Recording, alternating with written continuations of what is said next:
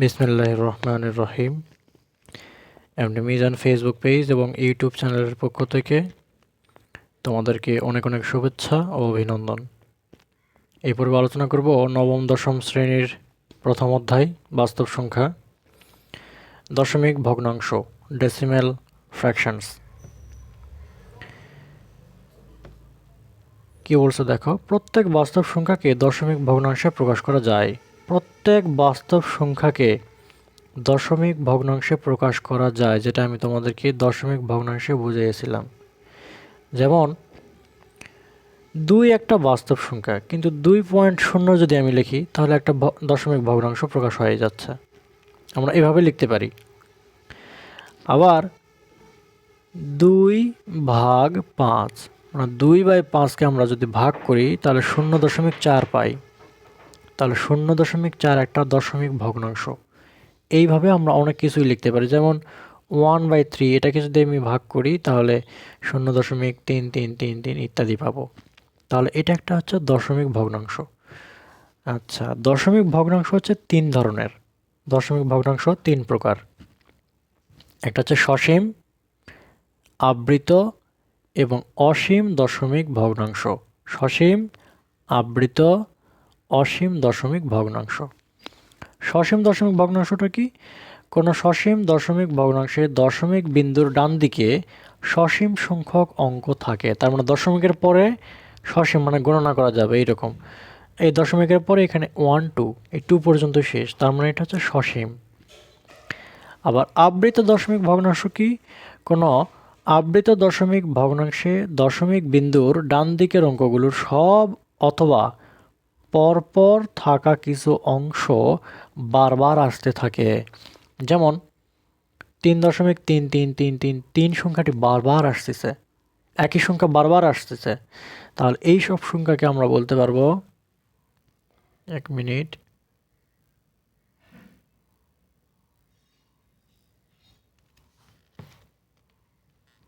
দেখো, তাহলে এগুলোকে আমরা বলতে পারবো আবৃত দশমিক ভগ্নাংশ। আবার এখানে 2-এর পরে 4 5 4 5 4 5, মানে 4 5 রিপিট আছে। তাহলে বারবার যখন রিপিট থাকবে এরকম, তখন তো আমরা বলবো আবৃত দশমিক ভগ্নাংশ। আবার এখানে দেখো 5.1276765 এখানে 765 বারবার রিপিট আছে, কিন্তু প্রথমটার এগুলোর মিল নাই, কোনো সমস্যা সেখানে নাই। এখন পরবর্তীতে আমাদের এগুলো মিল আছে, বারবার রিপিট আছে, তাহলে আমরা বলতে পারবো এটা একটা আবৃত দশমিক ভগ্নাংশ। আশা করা যায় ক্লিয়ার হয়েছে। এরপরে পরে কি আছে দেখি। এরপরে আছে অসীম দশমিক ভগ্নাংশ। অসীম মানে কি? যার শেষ নাই, দশমিকের পরে যার কোনো শেষ নাই। কোনো অসীম দশমিক ভগ্নাংশে দশমিক বিন্দুর ডান দিকের অঙ্ক কখনো শেষ হয় না। অর্থাৎ দশমিক বিন্দুর ডান দিকে অঙ্কগুলো সসীম নয়, সসীম হবে না, এবং অংশ বিশেষ বরাবর আসবে না, মানে তাদেরকে আবৃত দশমিক ভগ্নাংশে প্রকাশ করা যাবে না। তাহলে √2, √7 ইত্যাদি হচ্ছে অসীম দশমিক ভগ্নাংশ। মানে আমাদের এখানে যে অমূলদ সংখ্যাগুলো পেয়েছিলাম আমরা, এই যে ছক থেকে পড়েছিলাম যখন, এগুলো হচ্ছে কিন্তু অমূলদ সংখ্যা। √2, √7 এগুলো হচ্ছে অমূলদ সংখ্যা। তাহলে অমূলদ সংখ্যাকে আমরা অসীম দশমিক ভগ্নাংশও বলতে পারি। আবার এখান থেকে বেসিক যে আলোচনা, এখান থেকে তোমরা এখানে কাজ দিয়েছে, কাজটা একটু আলোচনা করি। 1.723 এটা একটা সসীম ভগ্নাংশ, দেখো সসীম। আবার 5.23, এবার 3 আছে, তার মানে হচ্ছে এটা হচ্ছে আবৃত দশমিক ভগ্নাংশ, মানে রিপিট আছে বারবার, 3টা বারবার আছে। আবার এখানে দশমিকের পরে সসীম সংখ্যক অঙ্ক আছে, সসীম সংখ্যক, তার মানে সসীম ভগ্নাংশ, সসীম দশমিক ভগ্নাংশ। আবার এখানে 2-এর পরে 1 3 5 6 1 2 3, মানে কোনো সংখ্যা রিপিট নাই। রিপিট বলতে একই সংখ্যা বারবার নাই কখনো। তাহলে আমি এটাকে বলবো অসীম দশমিক ভগ্নাংশ। আবার এটাকে কি বলবো? 0 1 0 5 0 1 0 5, দেখো বারবার রিপিট আছে, 0 0105 বারবার রিপিট হচ্ছে, তাহলে এটাকে বলবো আবৃত দশমিক ভগ্নাংশ। আর একটা আছে কি বলছে 0.450123, দেখো এটা রিপিট নেই, কোনো সংখ্যা বারবার রিপিট হচ্ছে না, বারবার আসতেছে না, তাহলে এটাকে আমরা কি বলবো বলো তো? বুঝতেই পারতেছ, অসীম দশমিক ভগ্নাংশ। এতটুকুই কাজ। কি দিব এরপর কি বলছে আবৃত দশমিক ভগ্নাংশ কিভাবে প্রকাশ করতে হবে, যেমন উপরে আছে হচ্ছে 23 আর নিচে হচ্ছে 6। 23কে যদি আমি 6 দ্বারা ভাগ করি, এই জিনিসটা আমি তোমাদেরকে যদি ক্যালকুলেটরে বুঝাই তাহলে তোমরা আরও ক্লিয়ার হবে। দেখো 23 ভাগ 6, দেখো এখানে কি আসতেছে 3.833333, মানে 3 সংখ্যাটি বারবার আসতেছে। তার মানে আবৃত দশমিক যদি প্রকাশ করি তাহলে এইভাবে আমরা লিখতে পারবো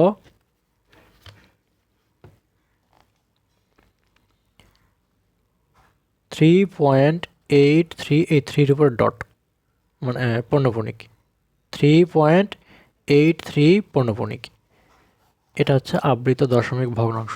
এইভাবে আমরা লিখতে পারি, মানে এটা হচ্ছে আবৃত প্রকাশ করে নিলাম।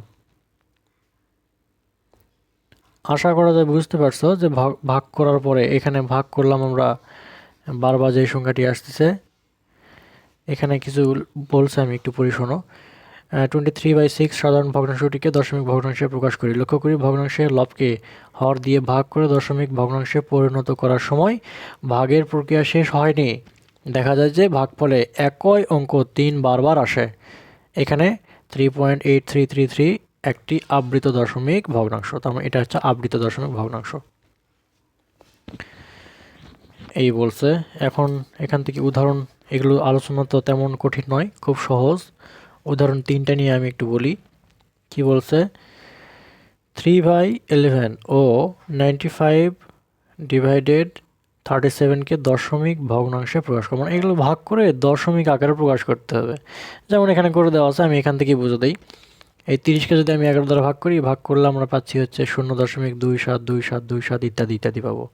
তাহলে এই যে 0.2727, এটাই হচ্ছে আমাদের নির্ণেয় দশমিক ভগ্নাংশ। এই দশমিক ভগ্নাংশ আমরা এইভাবেও লিখতে পারি। হ্যাঁ, মানে যেই সংখ্যাটি বারবার থাকবে তার উপর পূর্ণপণিক, এতটুকু। আবার এখানে কি বলছে 37 দ্বারা 95কে যদি ভাগ করি 2.567 দেখো 567 এই কথাগুলো বারবার রিপিট হচ্ছে।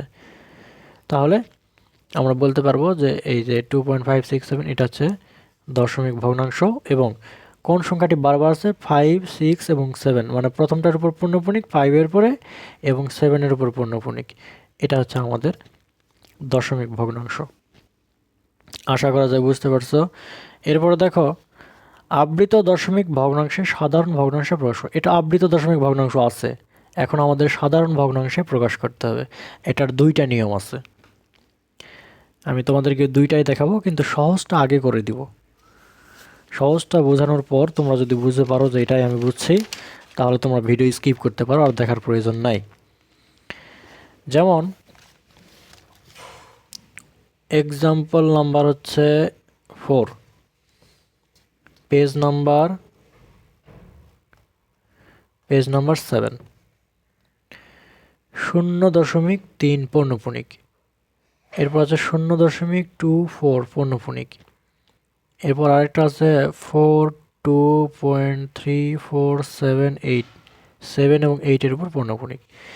আমি যদি এটা খাতায় তোমাদেরকে বুঝায় দেই তাহলে কেমন করে হবে, দেখো কি করব। প্রথমে যদি এটা করি, এখানে 0 পূর্ণপণিক বাদ দেওয়ার পর যেটা থাকবে সেটাই লেখো। 0 এবং পূর্ণপণিক বাদ দিলে থাকে হচ্ছে 3। এর সাথে বিয়োগ করব যে সকল সংখ্যার উপর পূর্ণপণিক নাই। এখানে পূর্ণপণিক নাই এমন সংখ্যা একটাও নাই, তার মানে 0। ভাগ যে দশমিকের পরে যে যতটা সংখ্যার উপরে পূর্ণপণিক থাকবে ততটা নয়। একটা সংখ্যার উপরে, একটা অঙ্কের উপর পূর্ণপণিক আছে, এই জন্য একটা নয়। আর দশমিকের পরে যদি কোনো সংখ্যার উপরে পূর্ণপণিক না থাকে তাহলে 0 দিতাম, কারণ দশমিকের পরে আর এখানে 0 নাই, কোনো অঙ্ক নাই, এই জন্য এখানে 0ও দিব না। তার মানে 3 থেকে 0 বাদ দিলে উপরে 3 আর নিচে হচ্ছে 9। 3 3 9, 1/3। এটা হচ্ছে আমাদের ভগ্নাংশ হয়ে গেল। এখন এটা যদি করি 0.24, 2 এবং 4 এর উপর পূর্ণপণিক, দশমিক পূর্ণপণিক বাদ দিয়ে যেটা থাকবে সেটা আগে লিখে নাও। দশমিক শূন্য পূর্ণপণিক বাদ দেওয়ার পরে যেটা থাকবে সেটা লিখে নিলাম। বিয়োগ করব যার উপর পূর্ণপণিক নাই। পূর্ণপণিক নাই এমন সংখ্যা নাই, এই জন্য 0। এখন আমরা নিচে লিখতে পারবো যে দশমিকের পরে যেই কয়টা সংখ্যার উপরে পূর্ণপণিক থাকবে সেই কয়টা নয়। বুঝতে পারলে? আর দশমিকের পরে যদি কোনো সংখ্যা থাকতো তাহলে এখানে আমরা 0 দিতাম পরে, সেটা পরে বুঝাচ্ছি আবার। তাহলে 24 থেকে 0 বাদ দিলে 24 আর নিচে হচ্ছে 99। এটা হচ্ছে আমাদের দশমিক ভগ্নাংশ। হ্যাঁ, এটাকে যদি আমি আবার ভাগ করতে পারি, 3 দ্বারা যদি ভাগ করি, 3 8 24, আর 3 দ্বারা এটাকে যদি ভাগ করি 3 3 9, মানে 8/33। এটা হচ্ছে আমাদের ভগ্নাংশ। এরপরে আর একটা কি আছে, 42.3478, 7 এবং 8 এর উপর পূর্ণপণিক। এটা যদি বুঝতে পারো তাহলে সবগুলো বুঝতে পারবো। দেখো আমি প্রথমে কি বলেছিলাম, দশমিক এবং পূর্ণপণিক ছাড়া যা আছে সব লিখে নাও। 4 2 3 4 7 8 লিখে নিলাম। এখান থেকে বাদ দিব, বিয়োগ করব যাদের উপর পূর্ণপণিক নাই। 4 2 3 4, মানে যাদের উপর পূর্ণপণিক নাই সেই সংখ্যাটা বাদ দিলাম। দশমিক টশমিক সব বাদ। ভাগ। এখন 2টা অঙ্কের উপরে পূর্ণপণিক আছে, তার মানে 2টা নয়। দশমিকের পরে 2টা অঙ্কের উপরে পূর্ণপণিক নাই, তার মানে 2টা শূন্য। কি বুঝলে? দশমিকের পরে হিসাব করব, দশমিকের পরে 2টা অঙ্কের মধ্যে পূর্ণপণিক নাই, এই জন্য 2টা শূন্য, এবং 2টার উপর পূর্ণপণিক আছে এই জন্য 2টা নয়। এটাই ক্যালকুলেশন করে যেটা আমাদের হবে সেটাই আমাদের অ্যান্সার।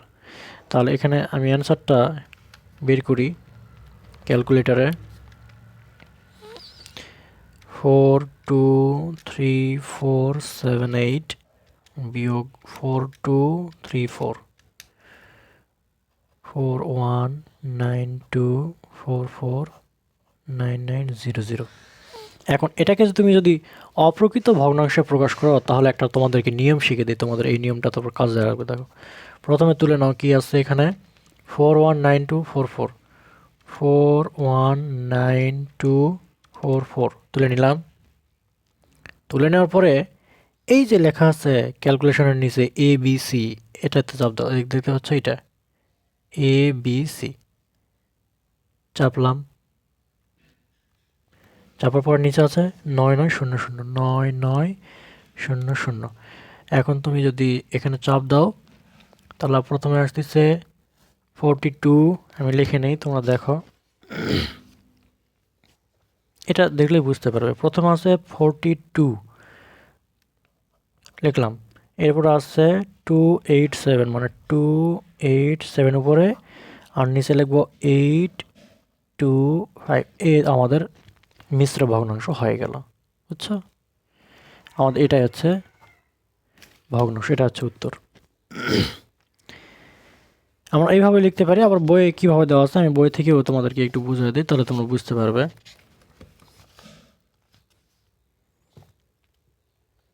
এক মিনিট।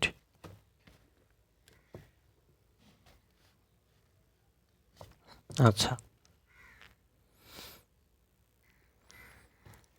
এখানে বলছে 0.3 পূর্ণপণিক। এটাকে যদি আমরা এই নিয়মে ক্যালকুলেশন করি তাহলে অ্যান্সার একই আসবে। দেখো এখানে দশমিকের পরে অঙ্ক আছে একটি, মানে শুধু 3, তার মানে 10 দ্বারা গুণ করতে হবে। দশমিকের পরে যদি 3টি অঙ্ক থাকে তার মানে 0 0 0, মানে হচ্ছে 1 10 শতক হাজার, 1000 দ্বারা গুণ করতে হবে। 2টি অঙ্ক থাকলে 100 দ্বারা গুণ করতে হবে। আর যদি কোন একটি সংখ্যা থাকে তাহলে 1 দ্বারা গুণ করতে হবে। এই জিনিসটা ভালো করে মাথায় রাখো। যদি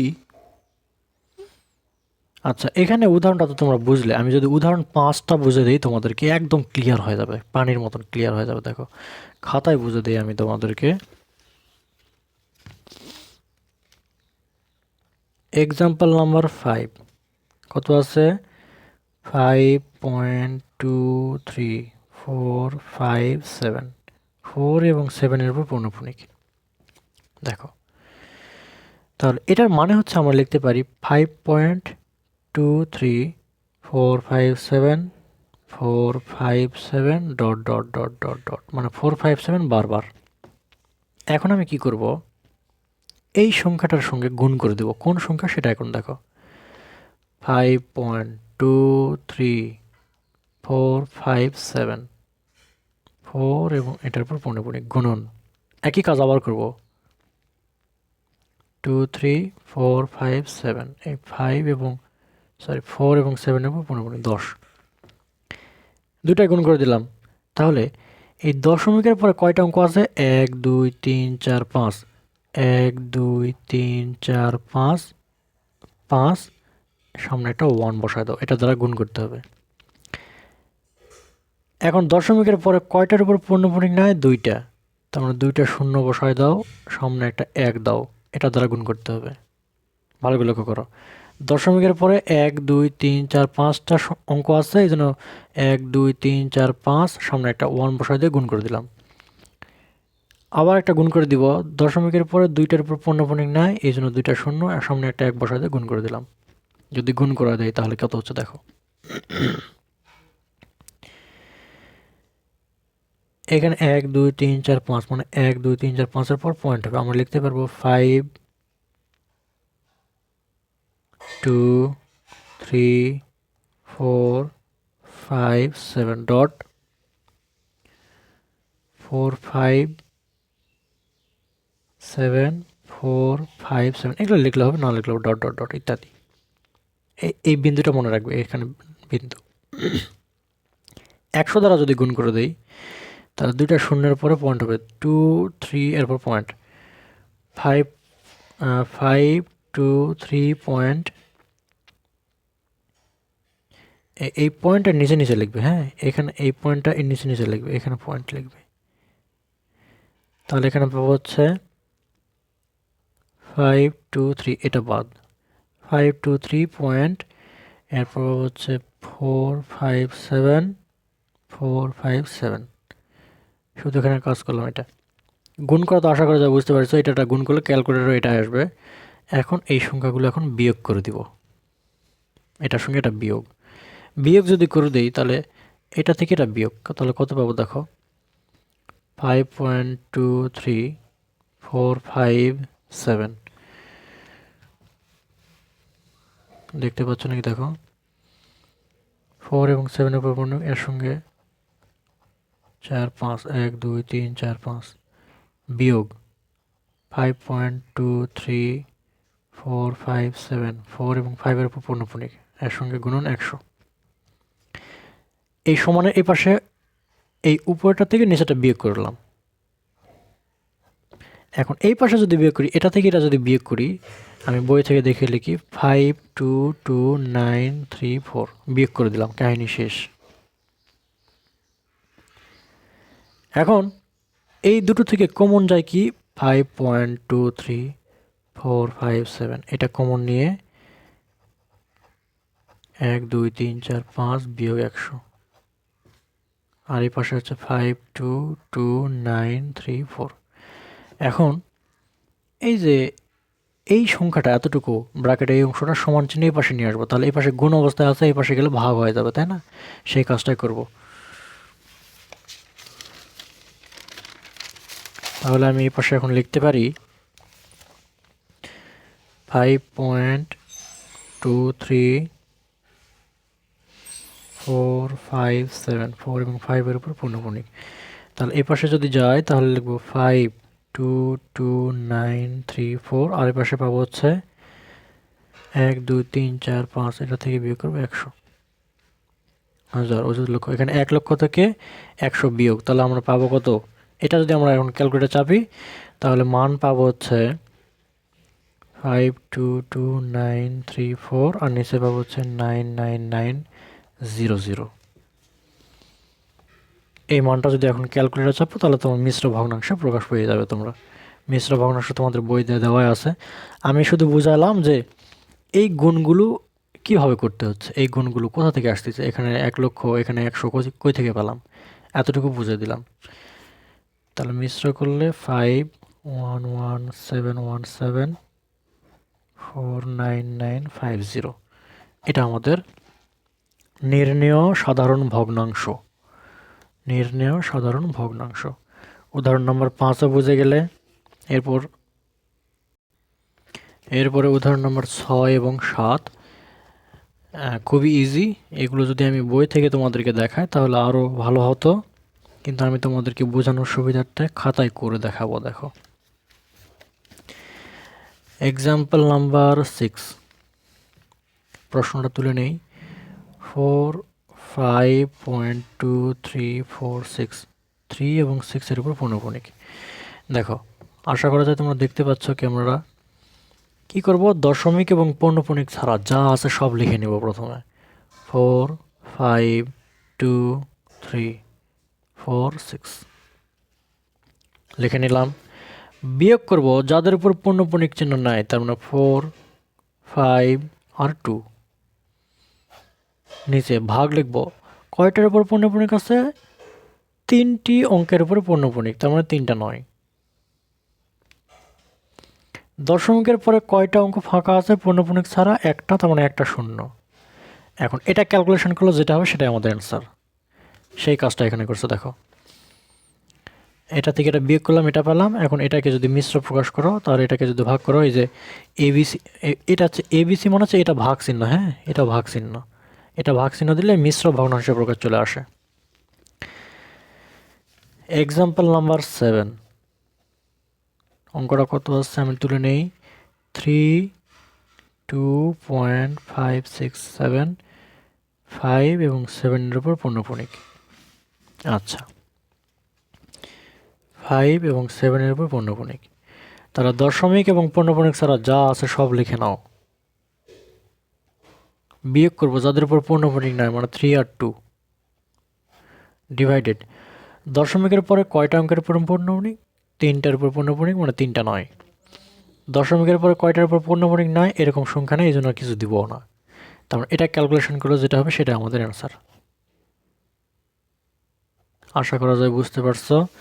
এখন এখানে কিছু কাজও দেওয়া আছে, 1, 2, 3, 4, এই 4টা কাজ আমি সহজেই এখানে করে দিই, তোমরা এক নজর দেখে নাও।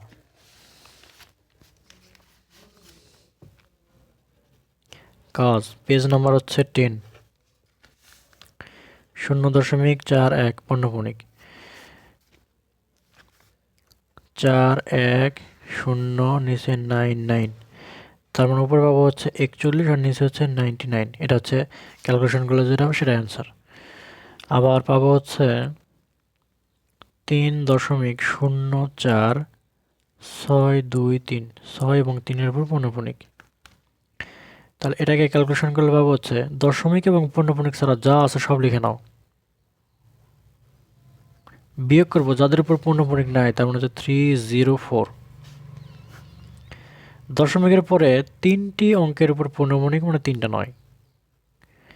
দশমিকের পরে 2টা অঙ্কের উপর পৌনঃপুনিক নাই, মানে 2টা শূন্য। এটা ক্যালকুলেশন করে যেটা হবে সেটা আমাদের অ্যান্সার। এরপরে 0.012, 1 এবং 2-এর উপর পৌনঃপুনিক। দশমিক এবং শূন্য বাদ দিয়ে যা আছে সব লিখে নাও, 1 এবং 2। বিয়োগ করে দিব যাদের উপর পৌনঃপুনিক নাই, শূন্যের উপর পৌনঃপুনিক নাই, মানে শূন্য বিয়োগ করে দাও।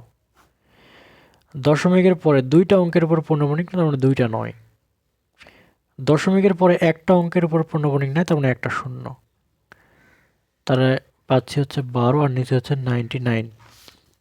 3 4 12, 3 4 12, এটাকে 3 দ্বারা ভাগ করলে 3 3 9, তার মানে 4/33।